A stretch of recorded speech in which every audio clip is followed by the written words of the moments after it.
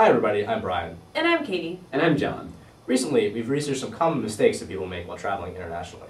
Because you don't want to be that tourist who sticks out like a sore thumb or is awkward or, worst case scenario, is offensive.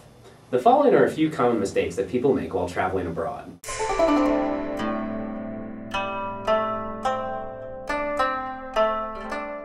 In many countries, particularly in Southeast Asia, showing another person the bottom of your foot is considered extremely disrespectful. Make sure you stay mindful of your foot placement in public or social situations. When traveling internationally, remember that common phrases or gestures that you are familiar with could be interpreted differently while traveling abroad. Here's an example of a cultural disconnect in Australia. Welcome to Sydney. Thank you, glad to be here. How can I help you? I was wondering if you could give me directions to the Sydney Opera House. It's 3 kilometers down that way. Ah, thank you. That's great.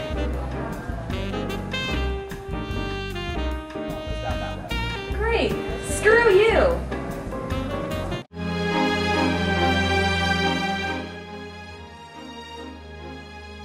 Be tasteful and modest in your appearance. Remember, you are the visitor in their country, so don't wear any content that could come off as offensive or arrogant. It is also helpful to have a base knowledge of the native language. Trying will win you major points, and it's likely they will eventually bail you out and speak English if they know it. Here are some resources you can use to overcome social blunders on your specific trip. Here are a few marketing mistakes made when corporations didn't take language or translation into account. In the 1960s, Pepsi attempted to create a new marketing campaign geared toward a younger crowd.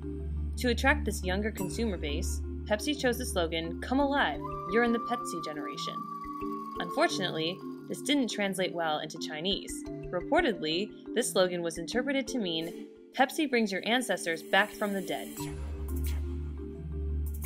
Also in the 60s, Chevrolet introduced a new car under the title of Chevy Nova. For years it has been rumored that the Nova did not sell well in Spanish-speaking countries since Nova means no-go in Spanish. While technically not true since the Nova still sold well anyway, this provides a good example of why it is important to research topics before conducting business in foreign countries. When Pizza Hut created a product similar to a calzone, they chose to name it Pizzone, a hybrid of Pizza Hut and calzone. Unfortunately, the word pizzone is similar to the word pezon, the Spanish word for nipple. As a result, their ad campaign and sales for the pizzone were adversely affected. Yo, what you boys got there? It's a pizzone. That's huge.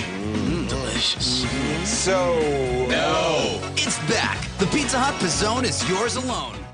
When conducting business in foreign countries, it is very important to research how ad campaigns and business documents will be interpreted. The resources listed can be used to research these topics and how a native speaker may interpret cross-cultural communications.